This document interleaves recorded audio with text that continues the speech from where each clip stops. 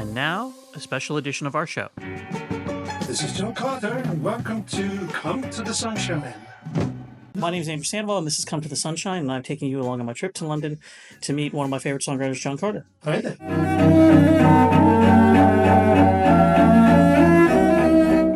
It's a bit more contemporary, actually, as a follow-on to sort of things like My World Fell Down. Yeah. Is there any story behind That's What I Want and all these multitudes of people who thought they were going to have a hit with it?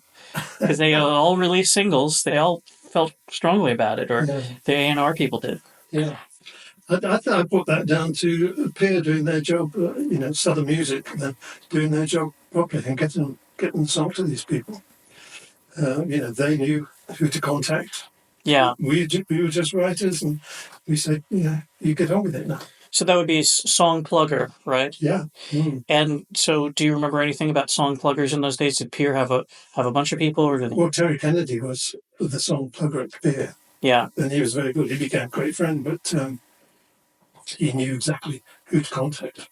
So, and he obviously took an interest not only in plugging the songs, but also producing your records, and then occasionally becoming involved in producing these other records. Yeah, and he was a manager on us. Did that relationship develop immediately, or?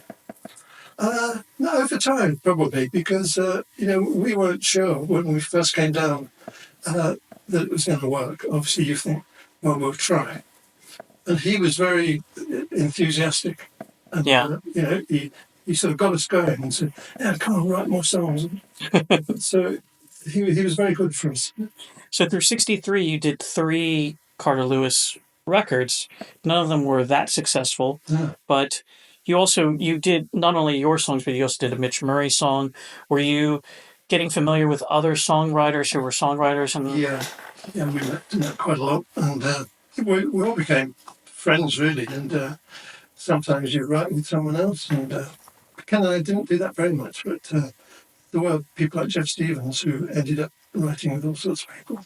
As we go along the show, we'll get into your various other co-writers and the stories behind them.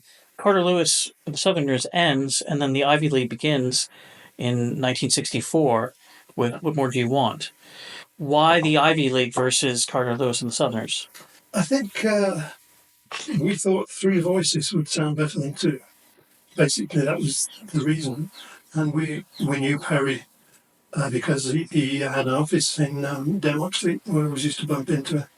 Got chatting to him and said, let's try a 3-voice thing. As soon as we tried the 3 voices together, we thought, well, that's it. That's much better than just 2. And what was Perry doing at that time? Perry was running the little studio in Denmark Street. Oh, yeah? Yeah. So was he just doing sort of singing for demos or jingles or things? Or? Yeah, that's it. And he was also writing songs, too. Yeah. And wrote a bit with you and Ken.